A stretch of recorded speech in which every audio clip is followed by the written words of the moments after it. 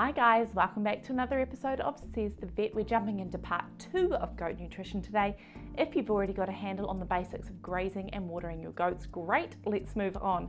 If you've just come over from the first episode, addressing those basic principles, welcome. I will see you in a sec.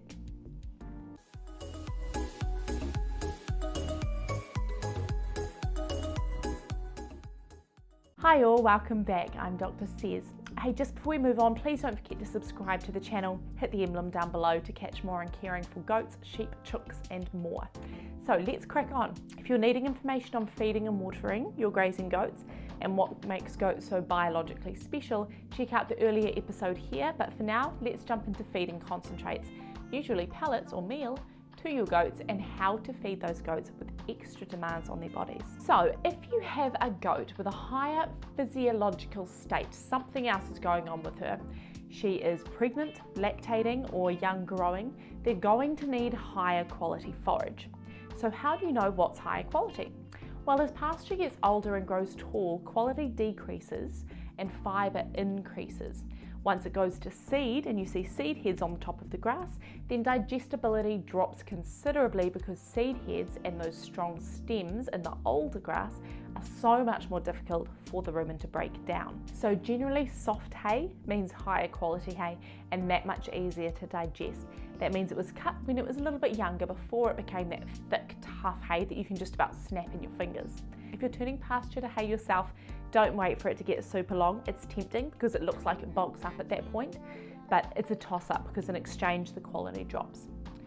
So lactating, pregnant and growing, they need soft, good quality hay available at all times. For a milking goat, alfalfa hay is a great option. It's got a nice high calcium content.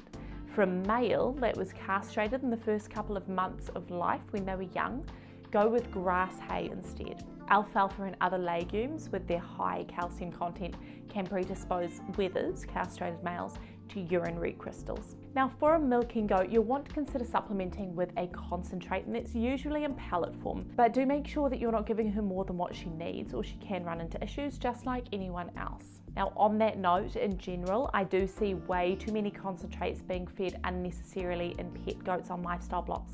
Wethers, dry does. As I said, in wethers, urinary crystals are high risk and feeding excessive concentrates is something else that can cause that.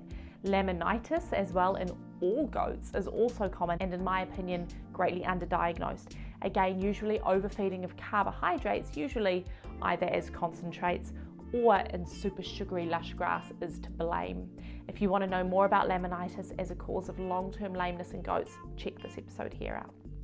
Introduce new food slowly. This is really important and this applies to any food changes at all. But the biggest risk, and what I see most commonly, is big changes with feeding concentrates. Those bacteria in the rumen need time to adjust to the diet. So everything should be introduced gradually. If you're introducing grains, make sure you increase them very slowly over at least 2 weeks to give the flora in that rumen time to adjust. Do not exceed the recommended amount on the packet either. Feeding concentrates just once a day is common. It's not ideal as it is a big hit all at once and naturally they'd obviously be eating small amounts throughout the day. So to offset the risks here, we want to make sure they've got plenty of fibre available, hay at all times, and a nice quality pellet with a variety of ingredients in there that will empty the rumen at different rates. It will allow those bacteria to utilise the food as well as they possibly can as well. Now, other times where people run into issues with sudden diet changes is, for example, dumping grass clippings over the fence or a ton of tree trimmings that the goat has never had before, moving them onto crops suddenly, dishing out a bunch of leftover starchy vegetables from the kitchen. Certainly, accidentally getting into the shed and eating a ton of horse feed or their own feed is by far the most common thing that I see, and that will result in emergency treatment, sometimes surgery, and often death for sure. So lock up your feed, lock up your pellets, padlocks on the door. Goats are cheeky, don't trust them for a second. Now feeding the geriatric goat, the old age goat. For older goats, nutrition is crucial to their well-being. They're often struggling in other ways like dental care at this stage. Stiffness and reluctance to move around if arthritis is setting in means that they're not going to move and graze as easily as a younger. The younger, more aggressive animals are often preventing them from accessing food for the yummy stuff as well. So if you have an older animal, do make sure you have a vet check just to address any underlying health concerns. But in terms of nutrition, they will need high quality, high digestibility forage, like we were talking about, adequate fibre, but this time it needs to be fine stemmed because they're likely to be missing a lot of teeth and have ground down the teeth that they do still have down to the gums. So fine stemmed, soft hay so that it's easy to chew. Now fine stemmed as opposed to long stemmed means we may need to be chopping it up for them. So you're going to need to switch to a short-term forage chopped up for them. A simpler option is an equine product that's already chopped, like Chaff. If this is a wether that was castrated when he was young in the first 2 to 3 months of life, then refrain from alfalfa and other legume chaffs. You want to just go with the grass, of course. As we mentioned, the high calcium level can lead to urinary crystals. If feeding pellets, you may need to start soaking them so that they can eat them easily. And alternatively, you can add another source of energy to their chaff instead. Sugar beet often goes down well. It is high in energy, low in protein though. Soaked beet nuts is another option, and some people will add a fat source on top there as well. Again, you can get these already mixed together in equine products.